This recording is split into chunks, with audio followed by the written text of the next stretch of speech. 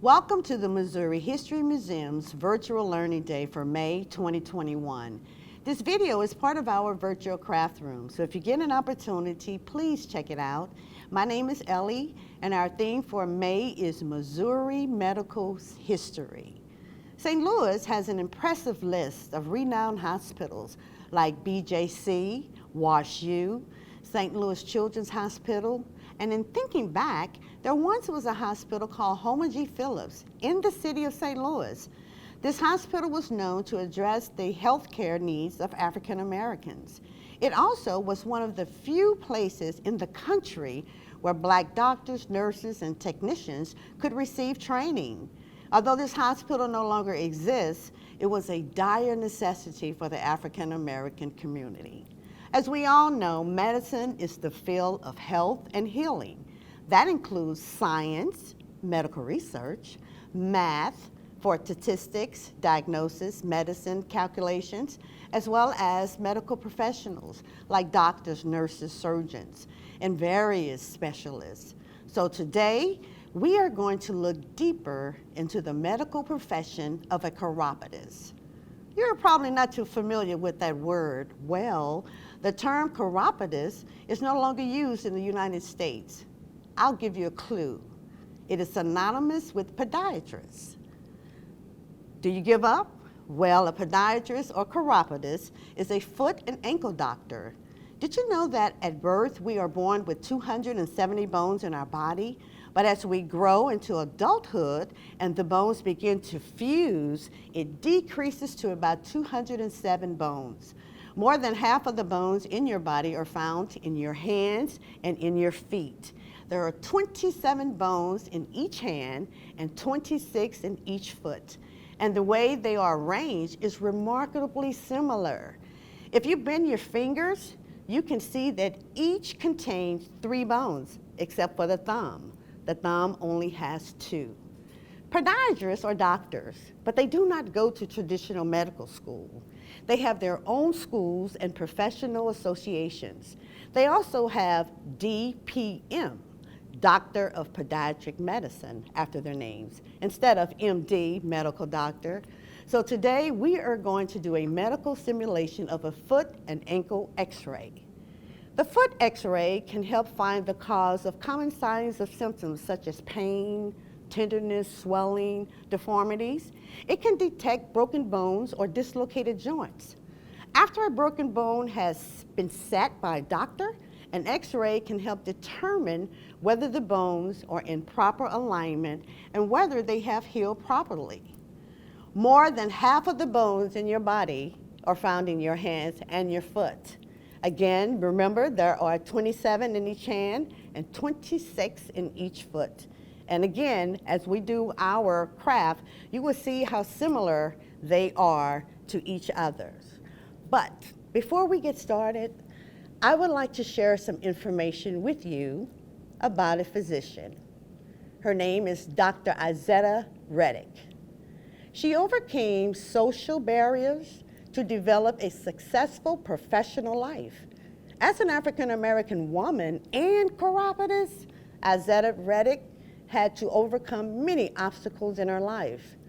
During the 1930s and 1940s, she shared a medical practice with her husband, Tyler Benjamin Reddick.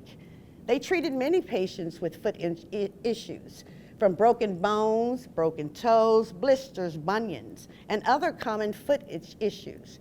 She and her husband treated patients from their office, which was in the white-only Jefferson and Chase Park Plaza hotels.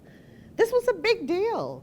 While several African American doctors worked within the St. Louis Black community, she was one of the very few local medical professionals whose clientele crossed racial boundaries. These are just a few of the medical instruments that Dr. Izetta Reddick she used. One was a scalpel, and another one she had, these were burrs that she used to remove the skin off your feet. So guys, I want you to grab your materials and your lab coat, and let's begin. All right, here we go. We're gonna get into the craft. I know in my material list, I suggested that you guys would use black construction paper or cardstock. Well, my black paper, it looked gray to me and it just didn't pop. So I decided to emphasize and I used something else, this dark blue piece of cardstock. Now, the first thing I did, I had my construction paper and I just really just traced the outline of my foot. I used this white pencil with the white lead so to kind of pop and I can see it a little bit better. Then I decided to use the white crayon to retrace the foot. So that was the easy part. So then next, I wanted to insert the bones. And I used Q-tips for that. Now I want to remind you, you have to cut the Q-tips to size, okay? You know, your big toe, baby toe, there's a difference in the length of each Q-tip. What I wanted to do, I tried not to group them too much together because I did want you guys to really visualize the bones in the foot. So what I kind of did here, these are my Q-tips and I color coded them. All of these here, the red ones, the yellow ones, and the green ones, they all fall up under the umbrella of phalanges. Now, in the foot, these little red ones, these are at the tip of your toes. These are called distal phalanges. These yellow ones are called intermediate phalanges. And these long greenish blue ones, these are called metatarsals. And what's so cool about it, as I was doing this project, I learned that the metatarsals, these long ones, they are also connected to your tarsal bones. Now you see these right here, these are actually your ankle bones. Now there are about, I think, 8 ankle bones in your foot, and I didn't label each of those bones, but I did lump them together so that you can see.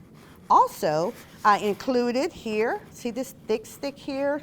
Actually, it's a bone, and this is the tibia. The tibia is the thick bone in the front part of your leg. Now, I don't know if you kids know it, but I know your parents know about Tiger Woods, right? Remember recently he was in a car accident? Well, they had to put a screw inside of this tibia as well as screws and pins in his ankle along with the metal rod. Now this little thin bone here, I've got here on the side, is the fibula. The tibia and the fibula work together to balance and stimulate your weight while we're walking and running and playing. We have to have some type of balance. And as you can see, this is kind of what the foot looks like. But remember, I said earlier how the hand and the foot are similar? Well, I want you to notice here. You see the red distal phalanges and the yellow ones?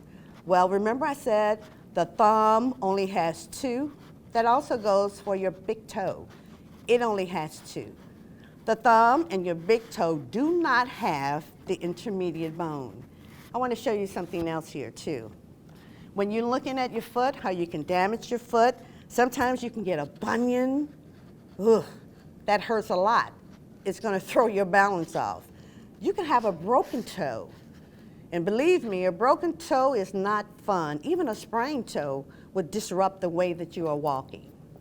I wanted to show you guys too the hand. And remember I said how similar they were? I numbered the phalanges again. So remember we had the distal. We also had the intermediate as well as the metatarsals. Now, these bones right here in your hand, in your wrist, these bones are carpal bones. And what's so cool about it, guys, you can actually feel them. You can feel those carpal bones in your wrist. And this big thumb here, it traces all the way back, and this bone is called the radius. If you would trace it down from your baby finger, that's the ulna. They both support the wrist and the forearm.